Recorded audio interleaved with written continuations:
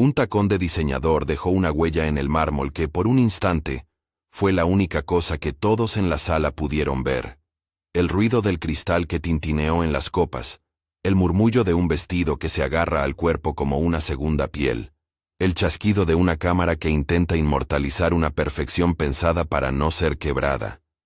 Todo se congeló cuando la mano de Victoria Sterling cruzó el aire y se encontró con el rostro de Kenya Washington. No fue una escena teatral, fue un corte seco, una bofetada que sonó demasiado fuerte para la etiqueta y demasiado pública para la impunidad. El golpe vibró en los candelabros, un hilo de maquillaje se desprendió en el aire, y la copa de vino de la señora Vanderworth volcó, pintando una lágrima carmesí en el mantel blanco. La sala, el gran salón del Sterling Hall con sus lámparas de araña, columnas de ónix y espejos que multiplicaban la riqueza, se transformó en la imagen de un silencio que no sabía cómo responder. ¿Qué ha pasado?, balbuceó alguien detrás de mí. En el centro de todo, Kenya mantuvo la mirada fija durante un segundo que pareció una eternidad. No se tambaleó. Su mano, que hasta hacía un suspiro, parecía destinada a sacar unas notas del sobre en blanco con el logotipo de la Fundación Sterling, cayó a su lado. Había una marca roja en su mejilla, la humedad de la bofetada. Pero no hubo llanto. Hubo, en cambio, la calma de quien ha aprendido a medir el pulso de la ira ajena para convertirla en acción. En otra mesa, Bethany Rockwell dejó la servilleta caer. Caroline Astor inhóspitamente apartó el bolso, como si evitando que lo tocaran la hiciera invulnerable. James Murphy, el jefe de seguridad del hotel, alzó las manos sin saber exactamente a quién escoltar, a la agresora o a la agredida. La cámara de la gala, que hasta ese momento seguía a la pareja idealizada del evento, se repentinó hacia el revuelo. Pero no fue suficiente. En los bordes del salón, varios asistentes ya habían levantado sus teléfonos. Sarah Carter, sentada en la última fila con un móvil que vibraba en sus manos, había encendido la transmisión en directo casi por reflejo periodístico. Era la bloguera que había seguido la gala desde la alfombra roja, y que ahora, con voz entrecortada, narraba para quienes estaban en el otro lado de la pantalla. Estoy en la gala Sterling. No me lo creo. Acaban de abofetear a la mujer que iba a hablar. Sí, es en directo. Sí, es real. Marcus Reed, que durante años había hecho de su cámara un arma contra la indiferencia, apretó el obturador. El flash inmortalizó un instante, en el que la boca de Victoria estaba todavía abierta en una palabra no terminada, y la mejilla de Kenya ardía con la precisión de la injusticia. Marcus no pensó en protagonismo, pensó en evidencia. Subirla era su responsabilidad. A los 20 segundos la transmisión de Sarah marcaba 47 espectadores. A los 5 minutos, 47,000. A la hora, 150,000. El contador en la esquina del vídeo subía con una velocidad que a la audiencia del salón le resultaba imposible de comprender. Lo que en el gran salón era un acto rodeado de murmullos, en la red se volvió una bomba de relojería. «¡Apagad eso!», pidió Patricia Vanderworth, con una mezcla de horror y cálculo. No por la mujer abofeteada, sino por la posibilidad de que la escena atrapada en píxeles quemase reputaciones y caídas de fichas en las mesas del poder. Pero nadie puede ordenarle al mundo que no mire cuando ya ha puesto un ojo. Las manos que habían grabado el crimen accidentalmente lo habían compartido, y compartir era un verbo que no pedía permiso. Mientras tanto, Kenya retiró con dignidad el micrófono que le habían dado minutos antes. Había entrado al salón como la invitada de honor. Iba a hablar sobre salud infantil en zonas olvidadas. Su discurso era la culminación de una carrera que parecía destinada a cruzar el mundo académico y la ayuda directa. Era, además, la principal donante de una iniciativa que, según se había anunciado en la prensa previa, pretendía invertir millones en la Fundación Sterling. Nadie esperaba en esa sala que la invitada que iba a anunciar una aportación millonaria fuera la que, con la misma mano que sostenía su carpeta, recibió la bofetada. Alguien intentó ayudarla. Una señora de pelo plateado se puso de pie, indignada. Alguien más quería detener a Victoria.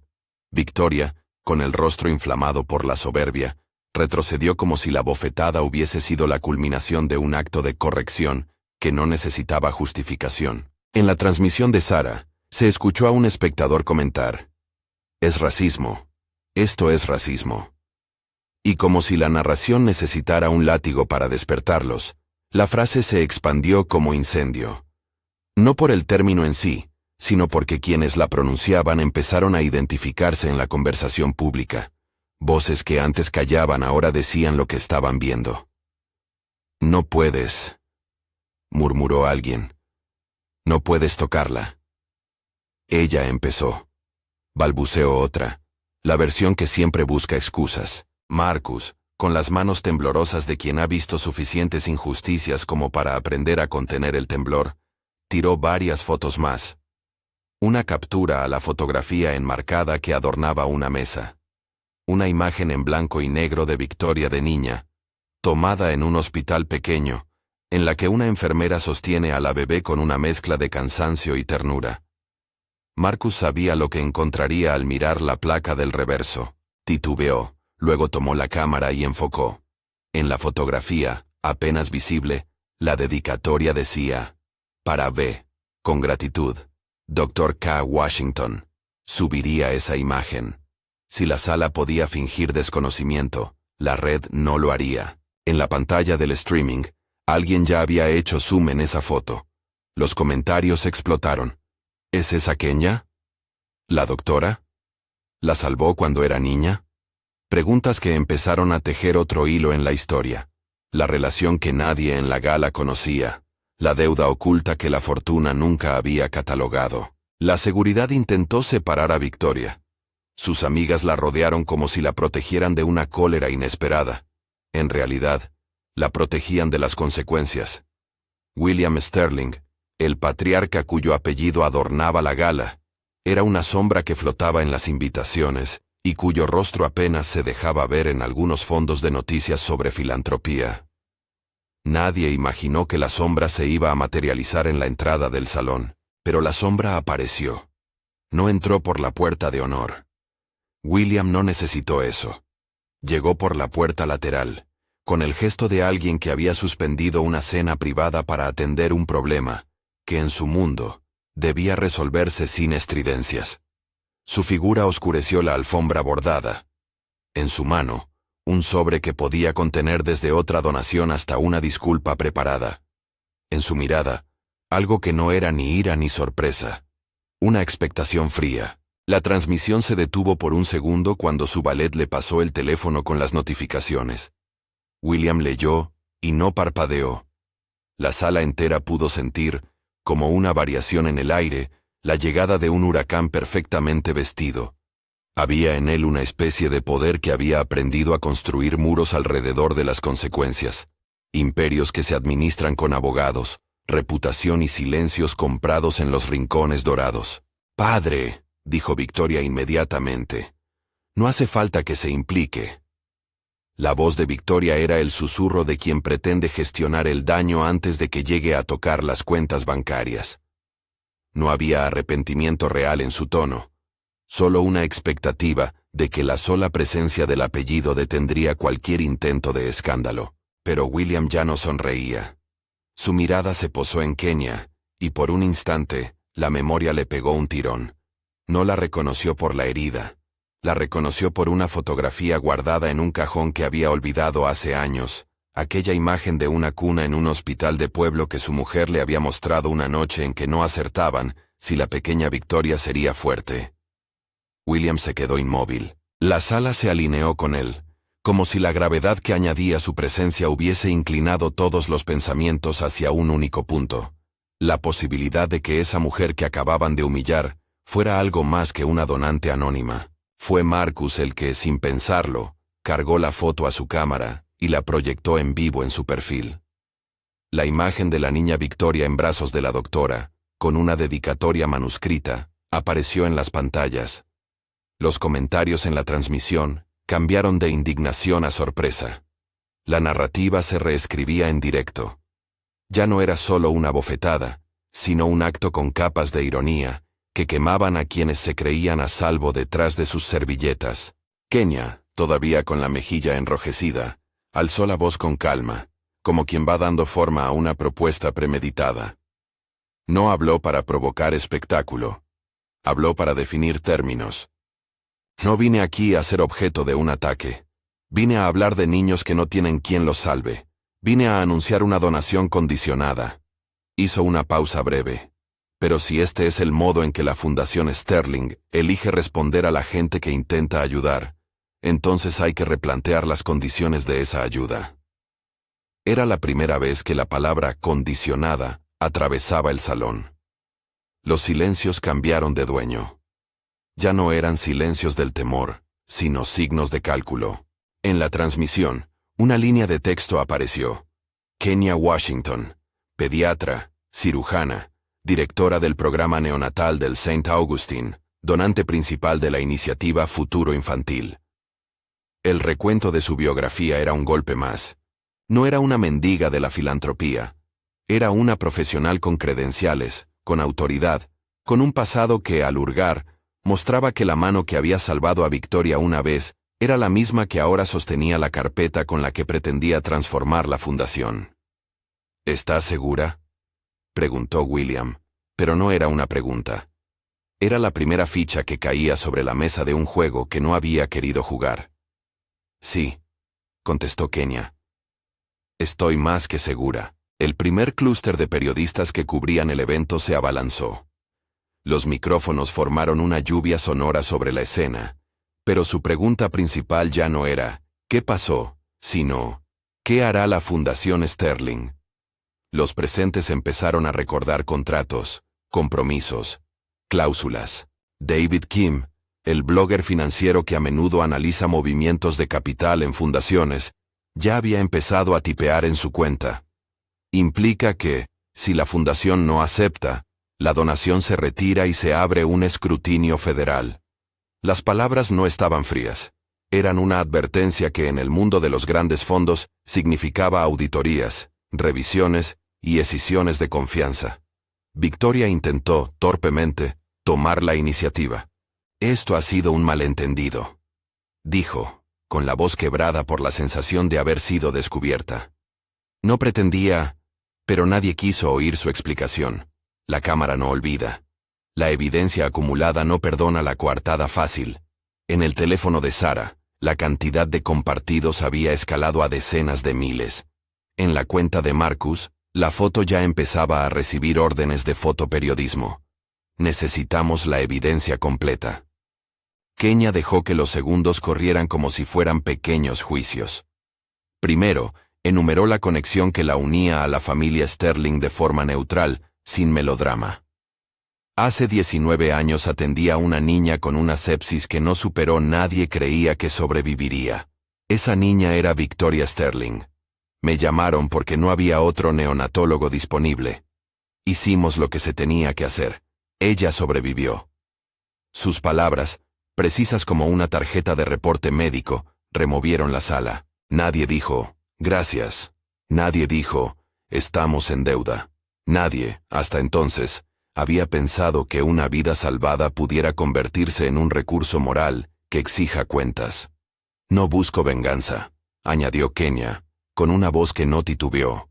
Busco responsabilidad, y dijo lo que muchos esperaban oír, pero nadie había dicho en voz alta. Las opciones que ahora ponía sobre la mesa. No las justificó con rabia. Las presentó como posibilidades estratégicas, como caminos coherentes, que podían traducir el daño en procesos de reparación. 3 caminos, anunció. Procesos legales ya están sobre la mesa, denuncias por agresión, investigación federal por discriminación institucional, sí. Opción 1. 8 horas después, la transmisión multiplicó sus vistas. La audiencia en las redes exigía consecuencias. Algunos, en tono de justicia rápida, pedían cárcel. La sala, sin embargo, veía que la magnitud de la decisión podía reconfigurar legados. Opción 2. Una reforma estructural de la Fundación Sterling bajo supervisión independiente, con auditoría externa y participación de comunidades representadas, con sanciones internas contra quienes fomenten la discriminación. Condiciono mi donación a que se firme un acuerdo público que lo garantice. Opción 3. Participación directa en el liderazgo de la Fundación durante un periodo determinado, como garante de que las políticas realmente cambian, con la posibilidad de nombrar a una junta diversa que compense décadas de decisiones unilaterales. Cada opción sonó a medida, técnica y política. Los asesores legales que estaban en la sala empezaron a intercambiar miradas. Había en ellas la cuenta de riesgo. William, que hasta entonces había permanecido quieto, abrió el sobre que llevaba en la mano y sacó un papel sin leerlo. Su educación le decía que las crisis se administran con comunicados. Pero fuera de todo protocolo, la transmisión seguía recibiendo comentarios de gente que, en otros lugares, había sufrido humillaciones similares. Las palabras de Kenya resonaron como una orden. No me convierto en espectáculo. No permito que el sistema consuma mi historia sin convertirla en cambio. En los teléfonos, la palabra condicionada se volvió un grito de complicidad. Si firma, ¿qué pasa con Victoria? Si no firma, ¿qué acciones legales se pueden emprender? ¿Esto es un ajuste de cuentas o una reparación real? En el salón, la respuesta a esas preguntas dependía de la decisión que William fuese a tomar. Tenía que medir no solo la indignación pública, sino el peligro real para una fundación que dependía de su nombre. Tenía que calcular el costo reputacional con el peso de filantropías globales que, en el pasado, habían comprado impunidad con cheques. William caminó hacia la mesa central como quien va a subirse a una tarima. No habló aún, pero cuando lo hizo, su voz no fue la de un patrón que estaba por dictar sentencia. Fue más bien la de un hombre sorprendido por la posibilidad de que la historia que sostenía su familia tuviera una línea de falla. No vine aquí para que mi apellido fuera golpeado, dijo, con una frialdad que podía tener más que ver con el temor financiero que con la moral. Esta fundación tiene un legado. El legado también incluye responsabilidad, respondió Kenya, sin dejarse llevar por la intimación del apellido. Si el legado no admite reparación, entonces es un ídolo. Hubo un murmullo. William dejó escapar un suspiro que resonó por debajo del clavado del salón, como cuando una maquinaria empieza a moverse. Su mano, probando el peso del sobre en la mesa, buscó la recomposición de una narrativa que sostenía que la riqueza podía resolver todo. Mientras hablaban, la prensa ya llamaba. La cadena nacional quería declaraciones. Un par de cámaras se apiñaron alrededor de la puerta como buitres. David Kim tuiteó algo directo. La Fundación Sterling enfrenta la posibilidad de una reforma o un escándalo que podría costarle millones en donaciones. Ese tuit ya iba camino de las cuentas influyentes que determinan si un boicot se convierte en una caída bursátil o si es solo un epifenómeno digital. No quiero el escándalo, murmuró William, pero su mirada delataba que ya calculaba números. Donaciones perdidas, contratos de patrocinio, la caída proyectada de las métricas de impacto. Para un hombre que había construido un imperio con exactitud, el escándalo era una ecuación que debía resolverse. No era emoción, era balance. No propongo escándalo, replicó Kenya. Propongo reparación con transparencia. O reparas o te enfrentas a las consecuencias que otros definirán por ti. Hubo cierto movimiento en la entrada. El hotel, que hasta ese momento había permitido que el protocolo dictase la escena, decidió ahora que debía papar la crisis. Asistentes, equipos y cámaras se alinearon. Marcus puso la cámara en modo de retransmisión continua.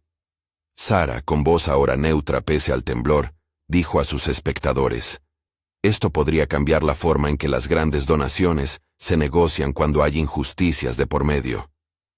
La sala se llenó de teléfonos que por primera vez no eran meros adornos, eran herramientas, eran registros, eran potenciales catalizadores. Y acaso lo que más intimidaba a quienes allí estaban era entender que el tiempo ya no estaba de su parte. Necesito que me den pruebas, dijo William con autoridad. No puedo firmar a ciegas. Las pruebas están en sus correos, en las fotografías de Marcus, en mi registro profesional. Kenya dejó claros datos en voz baja: el número de su clínica, el listado de donaciones, el contrato preliminar que había sido enviado la semana anterior. Si lo desea, se lo damos todo. Pero no se trata solo de pruebas, se trata de voluntad. Hubo un minuto en el que una cámara enfocó la fotografía de Victoria niña, vuelto casi icono de la escena. En la transmisión, alguien escribió: "El pasado se convierte en testigo". Y ese testigo rompió la ficción de la neutralidad. La bebé que una vez fue Victoria, ahora miraba desde la pared con ojos inmóviles. La conexión era demasiado obvia para ignorarla. Mientras tanto, fuera, en la ciudad, las notificaciones ya habían alcanzado a directivos, a miembros del consejo de la fundación, a cuentas de ONG que solían recibir subvenciones. Todos ellos empezaron a medir qué significaría una reforma real. Cambios en protocolos, supervisión externa, auditorías que podrían revelar cosas que algunos preferían dejar en la oscuridad. En la sala, la atmósfera se espesó. Ya no estaban frente a una pelea personal, estaban delante de una encrucijada institucional. Victoria, cuya falta de reflejo moral se había manifestado en la bofetada, retrocedió un paso y dejó ver por primera vez el desconcierto de quien ve el mundo girar sin su permiso. William, el patriarca, respiró de nuevo, como quien reconoce que a veces la familia también es una empresa que necesita reconectar con su propia legitimidad moral. «Quiero tiempo para revisar esto», dijo William por fin. «Quiero que mi equipo hable con la suya, no se tomen decisiones precipitadas». «El tiempo es precisamente lo que pedí condicionar», replicó Kenya. «No es para su equipo, es para la transparencia pública. Decidan en 24 horas». Esa última frase fue un trueno. No por su crueldad, sino por su precisión. 24 horas en el ecosistema mediático son una eternidad, y a la vez una sentencia. Las reacciones vendrán. Los patrocinadores llamarán a sus socios, los abogados tomarán nota, y la presión pública no es una variable que se pueda apagar con una frase en una nota oficial. Sara, que había visto cómo su transmisión pasaba de 150.000 a más de 500.000 de reproducciones en cuestión de minutos, miró a cámara como quien encuentra una tarea moral improvisada. «Si alguna vez has presenciado una injusticia», dijo, mirando directamente al público a través del cristal de su pantalla, «cuéntalo en los comentarios. No dejemos que esto sea solo otra noticia». Era un CTA simple, un pedido de comunidad, no de linchamiento. Era la invitación a que la historia se transformara en algo más que una anécdota de alfombra roja. La cámara de Marcus enfocó de nuevo a Kenya. En su rostro se leía algo más que indignación. Había estrategia, había cálculo, había la fría determinación de quien no puede permitir que su historia sea transformada en mero espectáculo. Había, además, un recuerdo que la acompañaba.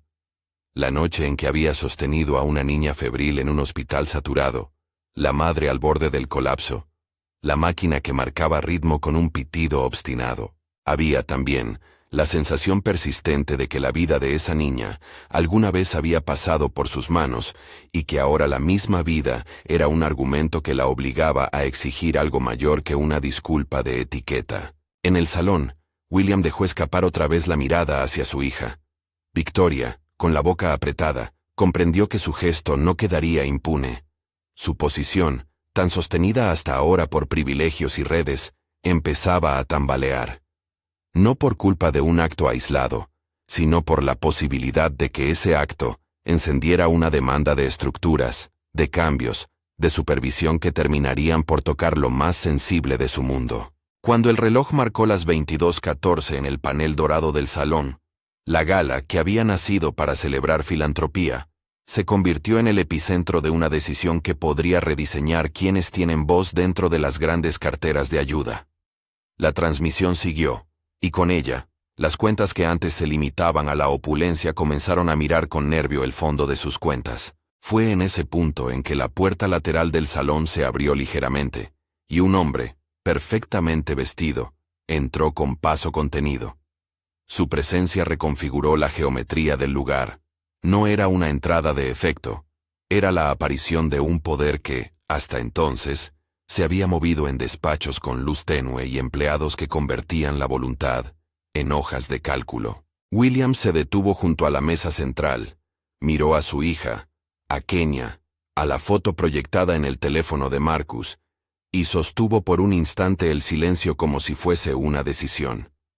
El salón contuvo la respiración. Los teléfonos siguieron grabando. Afuera, la ciudad se agarró a las notificaciones. El mundo, por primera vez en esa noche de brillo y telas, miró a un punto de inflexión que aún no tenía resolución. William dejó el sobre la mesa como si fuera un objeto que, al tocarlo, transmitiese la responsabilidad que se le escabullía entre los dedos. Las cámaras vibraban en la puerta como insectos atraídos por la luz. En los rostros de los presentes ya no se veía solo sorpresa. Se veía cálculo. La sensación de que algo que hasta entonces era una anécdota podía convertirse en un punto de quiebre para muchos. «No firmaré nada esta noche sin revisarlo», dijo William de nuevo. Su voz no buscaba compasión. Buscaba margen. Pero la presión no era solo la de su hija, ni siquiera la de la sala. Era la que emanaba de 500,000 de ojos en una pantalla. 24 horas, repitió Kenya. Transparencia total. Firma pública. Supervisión independiente. Y mi donación, congelada hasta que lo acordado esté en papel, y con un garante externo. William cerró los ojos por un instante. Dentro de ese gesto cabía, como en todas las decisiones que había tomado en su vida, una fórmula de optimización. Reputación versus legado. Coste versus horizonte. Afuera, ya no solo los periodistas presionaban. Consejos de administración, patrocinadores y asociaciones que habían recibido subvenciones de la Fundación Sterling, llamaban directamente a su teléfono. Los teléfonos de la mesa no paraban de sonar. «No te equivoques», dijo David Kim, que había sido convocado por un asistente al ver el volumen de menciones. «Si la fundación no demuestra voluntad, los donantes institucionales se retiran. Las billeteras siguen la reputación. En 48 horas puedes perder fondos equivalentes al doble de lo que estás a punto de ceder». La frase, de la manera más simple, fue una radiografía. La solidaridad es admirable. El dinero decide. William no ignoró la lógica. Pero algo más se movía en su interior. La imagen proyectada en las pantallas de una niña en brazos de la doctora que la había salvado. Era una prueba pequeña, íntima, que ahora le exigía una respuesta pública. Se cerró la sesión del salón con más formalidades que convicción. Estaba claro que aquello no acabaría con un comunicado de prensa. Kenya, con la mejilla enrojecida y la carpeta aún apretada contra el costado, aceptó que la escoltasen fuera del salón. Le ofrecieron un camerino, un médico, una entrevista. Ella tuvo la precisión de agradecer el ofrecimiento y decir que primero trataría su mejilla y luego hablaría con su equipo legal. No quería titulares que parecieran una venganza personal. Quería condiciones que fueran duraderas. La transmisión en directo siguió durante horas. Los periodistas que no pudieron entrar se apostaron frente al Sterling Hall y retransmitieron los mensajes que llegaban desde dentro. El nombre de los abogados, el monto de la donación, que cuando se confirmó a la prensa rondaba los 25 millones de dólares, los hashtags que nacían, la cantidad de reproducciones que no paraba de crecer. En los teléfonos, el tuit de David Kim se multiplicó y fue citado por cuentas influyentes. Para la mañana siguiente, la maquinaria de la opinión pública ya había decidido que aquel affair era más que una pelea de salón. Era una prueba de principios. Las 24 horas que Kenya exigió no fueron silenciosas. Fueron un continuo de negociaciones, llamadas y filtraciones calculadas. William se reunió en su despacho con el consejo de la fundación y con sus abogados. Los asesores le presentaron escenarios. El litigio, con costos millonarios y exposición prolongada. La dimisión de Victoria de ciertos cargos para salvar el nombre de la fundación. La negociación privada con Kenya, que si se hacía a puerta cerrada, podría evitar la catástrofe pública pero abriría la sospecha de impunidad. La reforma, costosa y difícil, pero con impacto duradero y capacidad de reparar en parte la narrativa. En paralelo, el teléfono de Sara no paraba de vibrar. Miles de mensajes privados le pedían detalles, testimonios, grabaciones. Marcus recibía llamadas de agencias que querían sus fotos, Él, sin embargo, se mantuvo firme. Su labor era la de preservar evidencia, no convertirse en fuente de escarnio. Subió imágenes con cuidado, seleccionando las que mostraban la secuencia de hechos sin sensacionalismo. Las fotos que publicó, la mano levantada, la sangre del vino en la servilleta, la foto en blanco y negro de la niña en brazos de la doctora, se convirtieron en piezas de un rompecabezas que ya no encajaba con la complacencia de la gala. Mientras tanto, en la ciudad, activistas y organizaciones de derechos civiles empezaban a organizar comunicados. Protestas pequeñas, inicialmente locales, se fueron proyectando en redes a través de transmisiones en vivo. No era solo el gesto de una heredera, era la confirmación de patrones que muchas personas habían denunciado antes. El ecosistema reaccionó con una mezcla de ira y esperanza. Rayaban la esquina del escándalo y la posibilidad de cambio estructural. La noche antes del plazo acordado entre William y Kenia fue un collage de decisiones. William, solo en su estudio, volvió a mirar la foto de su hija. La memoria personal y el cálculo profesional chocaron con fuerza. Pensó en su madre, en las conversaciones en que se le hablaba de filantropía como un bálsamo moral. Pensó en las donaciones que habían cubierto hospitales, en las carteleras con su nombre. Todo eso era real, pero la sala de la gala le había mostrado una fisura ética que no podía sellar solo con un cheque.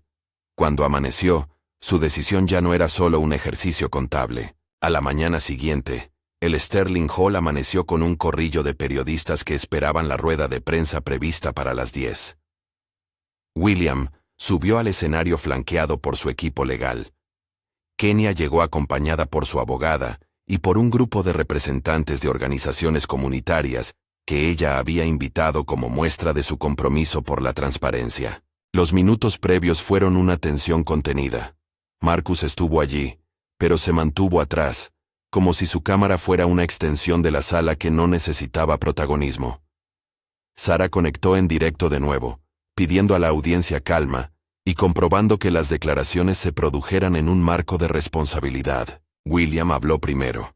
Su discurso fue más contenido que la mayoría esperaba. Reconoció el daño causado en la gala y dijo que la Fundación Sterling no podía considerar la noche pasada como un incidente aislado. Tenemos que responder con acciones, dijo, no solo con palabras. No pronunció la cifra de la donación. Era un gesto calculado. Kenia habló después. Su voz, firme, no buscaba venganza, buscaba reparación. Estoy aquí para asegurar que lo que doy no se convierta en una simple buena intención, dijo. La filantropía sin estructura y sin responsabilidad es, en el fondo, otro mecanismo que no cuestiona el poder. En la tarima se anunció lo que muchos dieron por improbable. William aceptaba firmar un acuerdo público de reforma que implicaba 1. La creación de una junta de supervisión independiente, con miembros elegidos por una coalición de organizaciones comunitarias, expertos en integridad institucional y representantes del sector público, que supervisaría la ejecución de las donaciones y podría vetar proyectos con criterios poco transparentes. 2. Una auditoría externa completa de las prácticas de la Fundación dating back a 10 años, con acceso para autoridades federales si fuera necesario, y publicación trimestral de los resultados. 3. La firma de un documento público que establecía sanciones internas para cualquier conducta discriminatoria, incluyendo la suspensión inmediata de cargos para quienes fueran objeto de investigaciones por discriminación, mala conducta o abuso de poder. 4. La asignación de los 25 millones anunciados a un fondo específico para salud neonatal y pediátrica en áreas históricamente desatendidas, con mecanismos de cogestión por parte de comunidades locales. 5. La designación de la doctora Ángela Martínez como directora independiente del plan de reforma, con autoridad para nombrar un equipo de implementación y reportar públicamente cada 6 meses. 6. La obligación de William y de la Fundación de ofrecer una disculpa pública y de participar en un proceso de reconciliación que incluyera a las comunidades afectadas, mediado por terceros. Además, se anunció una medida directa que afectaba a Victoria. Una suspensión temporal de sus cargos en la Fundación, hasta la finalización de una investigación interna, y un mandato de servicio comunitario en programas que la fundación apoyaba, supervisado por la Junta Independiente. No fue una absolución. Fue una reconfiguración de responsabilidades. Kenia, con la calma que le era característica, no reclamó protagonismo. Exigió seguridad de cumplimiento. Exigió garantes. Exigió que la donación no fuera un gesto, sino un catalizador. Los abogados de William hubieron de matizar en rueda de prensa que nada de esto cerraba la vía judicial. Las acciones internas y la supervisión no excluyen la posibilidad de investigaciones formales si las pruebas lo ameritan, dijo uno de ellos. Era la frase que dejaba abierta la puerta de la legalidad, sin convertir la negociación en un intercambio de sobornos morales. Las reacciones fueron mixtas. En las redes, muchos celebraron la decisión como un triunfo. Otros la miraron con escepticismo, preguntándose si la reforma sería real o si sería apenas una operación de relaciones públicas. Algunos columnistas económicos calcularon los riesgos financieros. Si la fundación implementaba cambios profundos, otros donantes podrían sumarse. Si no, podrían retirarse. El debate público, lejos de apagarse, cambió de prisa a deliberación. En las semanas siguientes, la Fundación Sterling entregó el borrador del acuerdo a la doctora Ángela Martínez. Fueron semanas de oficinas, de revisiones legales, de reuniones a puerta cerrada con representantes comunitarios. La prensa hizo lo suyo. Reportajes, entrevistas, análisis.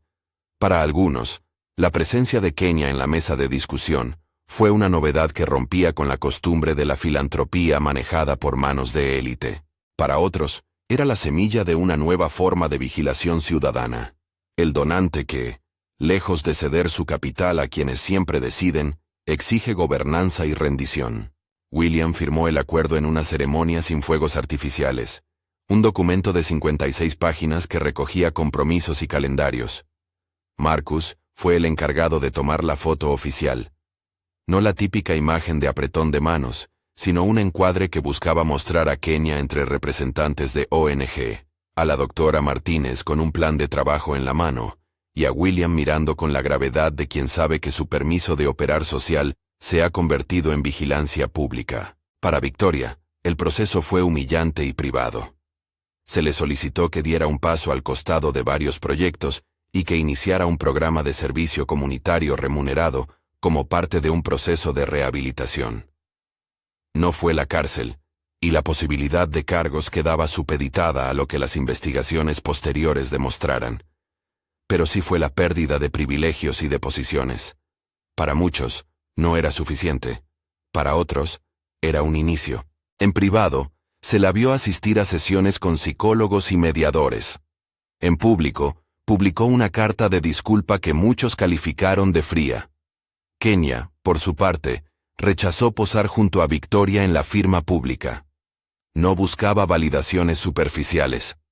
Exigió que el cumplimiento fuera verificable. La vigilancia no se disipó. Durante los 3 meses siguientes, la Fundación Sterling fue objeto de escrutinio público y auditorías.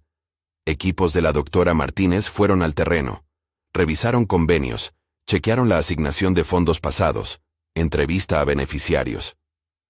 Encontraron, como suele ocurrir en instituciones que funcionan a lo largo de décadas, sobredimensionamientos administrativos y una forma de priorizar proyectos que se ajustaba más a intereses de imagen que a necesidades reales. Nada de lo encontrado justificó una conspiración malvada. Sí mostró una mezcla de negligencia y costumbre, decisiones tomadas por un círculo cerrada, proyectos aprobados por afinidad, poca presencia de representación comunitaria en las mesas de decisión. Los resultados fueron públicos. La primera auditoría trimestral mostró que, de los 25 millones anunciados, el 62% estaba comprometido en proyectos de impacto directo en salud neonatal y pediátrica, 18% en fortalecimiento institucional y 20% en costos operativos y reservas. Los objetivos fueron precisos. Abrir unidades neonatales en 40 hospitales regionales en 2 años. Financiar programas de formación para 200 profesionales de salud en áreas rurales y establecer un fondo de emergencia para casos de epidemias infantiles. La Junta Independiente publicó el plan de implementación y las metas cuantificables. Kenia, que había aceptado un rol como asesora de la implementación, sin buscar la titularidad del cargo pero con voz vinculante en el comité técnico, comenzó a viajar con la doctora Martínez. Visitó hospitales, conversó con madres, revisó expedientes. Su presencia no era un gesto simbólico, daba credibilidad a lo que el acuerdo prometía. No dejó de ejercer su trabajo en el San Agustín. Su nombre empezó a aparecer en informes, mesas técnicas y seminarios. Para muchos, era una figura que unía la clínica con la política institucional. La persona que no solo entiende de enfermedades, sino de sistemas. En la fundación, los cambios vinieron con resistencia. Había empleados que se sentían traicionados por la exposición. Había otros que susurraban que era la oportunidad de modernizar procesos. La doctora Martínez impuso un calendario de revisiones, capacitaciones obligatorias y medidas disciplinarias claras. Se instauró un canal de denuncias anónimo y una cláusula que permitía a la Junta Independiente bloquear nombramientos. Para las voces que habían gozado de impunidad, aquello fue una sacudida. Para los beneficiarios anteriores, fue una promesa a verificar. El caso de Victoria se manejó con una mezcla de sanción y terapia. El programa de servicio comunitario al que fue asignada la obligó, entre otras tareas, a acompañar jornadas de vacunación, a asistir en centros maternos y a participar en charlas públicas sobre prejuicio institucional. El espectáculo mediático que la acompañó fue duro. Cámaras que la seguían, opiniones divididas. Pero los rostros con los que tuvo que encontrarse no eran los de una sala de gala. Eran madres, enfermeras, niños. Allí, la teatralidad del privilegio no funcionaba. Con el tiempo, algunos testimonios públicos señalaron gestos pequeños de contrición. Otros mantuvieron el escepticismo. La redención personal, si llegó, fue lenta y condicionada por la supervisión que el acuerdo imponía. Los activistas mantuvieron su mirada crítica. Algunos denunciaron que la firma fue un gesto palabrero. Otros, que sin esa presión pública, la fundación habría aprovechado la noche para cerrar filas y seguir como antes. Pero hubo una cosa innegable. La conversación pública sobre cómo se manejan las grandes donaciones cambió. Otros donantes empezaron a preguntar por cláusulas de supervisión. Algunas fundaciones revisaron sus estatutos. La filantropía dejó de ser un coloquio de mansiones y se volvió un terreno de debate público. Marcus, por su parte, no buscó gloria. Sus fotografías circularon como pruebas y como documentos. Fue invitado a narrar su experiencia en foros periodísticos sobre ética en la documentación de injusticias. Sara continuó su trabajo de bloguera, ahora con un público más grande. En una entrevista, ella dijo algo que se quedó en la memoria de quienes siguieron el caso. No se trata de viralizar por el espectáculo, se trata de convertir la evidencia en herramienta. Los 6 meses siguientes fueron de implementación y tensión. La Fundación y la Junta Independiente publicaron 3 informes trimestrales. Cada uno mostraba avances y obstáculos, establecimientos equipados, programas iniciados, pero también retrasos administrativos y resistencia interna. La provocación más dura fue la reacción del núcleo íntimo de la familia Sterling. Algunos amigos y antiguos benefactores dejaron de enviar donaciones, y una red de influencia intentó minar la credibilidad de las auditorías. Pero la presencia de testimonios de terreno y la participación de agencias externas neutralizaron muchos de esos intentos. Un detalle que no pasó desapercibido fue la participación de la prensa internacional, que amplificó la conversación y obligó a organismos gubernamentales a tomar nota. No se habló de condenas penales definitivas, se habló de supervisión federal, de posibilidad de investigaciones si se hallaban irregularidades. Eso, la posibilidad real de consecuencias legales, fue uno de los motores que forzaron a la Fundación a cumplir con plazos y a no diluir compromisos. En el segundo año después de la gala, los titulares empezaron a cambiar de tono. La Fundación Sterling transforma su estructura, escribía un diario. Auditoría confirma mejoras, pero quedan dudas, titulaba otro. Los datos, sin embargo, empezaban a hablar. 38 unidades neonatales equipadas, 160 profesionales capacitados en primeros auxilios neonatales y un incremento del 30% en la cobertura de unidades móviles que llegaban a zonas rurales. No eran cifras que borraran décadas de desigualdad, pero sí eran evidencia de un arranque. La Junta Independiente publicó además un informe sobre diversidad. La composición del Consejo había pasado de un 9% de representación de comunidades afectadas a un 42% en 2 años, con la condición de mantener y aumentar esa representación en los siguientes ejercicios. Kenia, en esos 2 años, se consolidó como un actor que prefería resultados a reconocimientos. Su nombre comenzó a aparecer en paneles de reforma institucional, en artículos especializados sobre gobernanza de la filantropía, y en sesiones de trabajo de organismos que buscaban replicar el modelo.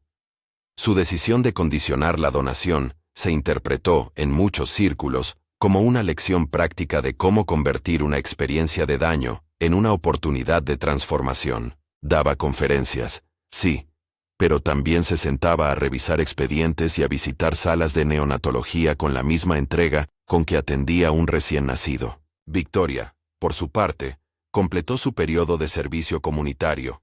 Hubo quienes dijeron que su cambio había sido inducido por la pérdida de privilegios, por la posibilidad del escándalo. No faltaron quienes mencionaron su disciplina mediática, sesiones con psicólogos, cursos sobre sensibilidad y responsabilidad pública. En entrevistas, admitió errores. Pidió perdón públicamente a Kenia y a quienes se sintieron afectados por su acto. Kenia aceptó la disculpa en términos limitados. No buscaba ceremonias, exigía cumplimiento. Con el tiempo, hubo encuentros supervisados entre ambas, destinados a la reconciliación pública mediada. Fueron tensos al principio. Con el paso de las sesiones, algunos gestos se suavizaron. No es lo mismo que perdón. Es un proceso que algunos llamaron responsabilidad restaurativa. El paisaje social que dejó la historia empezó a producir efectos colaterales. Organizaciones que antes no tenían capacidad para exigir presencia en mesas de decisión, ahora lo hacían. Algunos donantes revisaron sus criterios. Escuelas de liderazgo incluyeron talleres de ética en filantropía. La conversación ya no era solo sobre una bofetada en un salón, era sobre cómo se construyen o desmontan estructuras que toleran el abuso.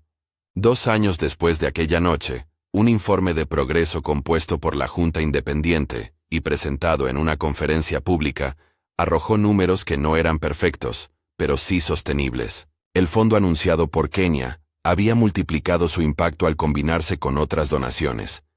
Y la fundación había desarrollado nuevos mecanismos de rendición. Sistemas en línea donde los contratos de financiación se hacían públicos, comités de selección con representación comunitaria y un protocolo de sanciones internas que funcionaba. La doctora Martínez renunció a una gran parte de los privilegios que le ofrecían las corporaciones para dedicarse a ese trabajo, y su equipo continuó auditando, con transparencia, los avances. En aquel informe también había lecciones difíciles. Se reconoció que la supervisión no elimina el sesgo cultural de un día para otro, que las instituciones tardan en adaptarse, y que las resistencias internas siguen siendo un desafío. Se admitió que la fundación todavía debía mejorar los tiempos de desembolso y la eficiencia administrativa. Pero lo más relevante fue otra cosa. La narrativa había cambiado. Ya no se discutía solo quién azotó a quién en un salón, sino cómo transformar la evidencia en política que obligue a las organizaciones a responder. Kenia, en el acto final de aquella conferencia, no habló de victoria personal. Dijo que su propósito siempre había sido que el acceso a la salud infantil dejara de depender de buenos gestos y pasara a ser una responsabilidad institucional permanente. Agradeció los avances, pero advirtió sobre la complacencia. Recordó que el sistema aún estaba lejos de su objetivo y que la vigilancia ciudadana debía permanecer activa. Esto no es el final, dijo. Es, si acaso, un comienzo con condiciones. William, sentado en primera fila, Aplaudió con la gravedad de quien había aprendido que el poder no es un escudo, sino una herramienta que puede corroerse si no se cuida. Sus discursos posteriores tuvieron un tono diferente. Más humildad pública, más apariciones en foros de transparencia. Su fortuna no desapareció, por supuesto, pero su forma de administrarla empezó a ser cuestionada por otros grandes benefactores, y poco a poco, por el mercado filantrópico que entiende que la confianza se gana con procesos visibles. En la sombra de todo esto, la vida cotidiana siguió. Kenya continuó atendiendo pacientes en el St. Augustine. Entre guardias y viajes, su agenda se llenó de reuniones estratégicas. Sus noches, cuando las tenía, eran breves, pero no dejó de pensar en la niña que una vez cargó en brazos. No vine a salvar a nadie para que mi trabajo se invisibilizara luego, decía a quienes la escuchaban. Su impulso no era ser célebre, era ser eficaz. El caso también sirvió para que se discutieran códigos de conducta en eventos de élite. Las cadenas hoteleras revisaron protocolos, las fundaciones consultaron expertos en gobernanza, y ciertos colegios de administración publicaron estudios de caso.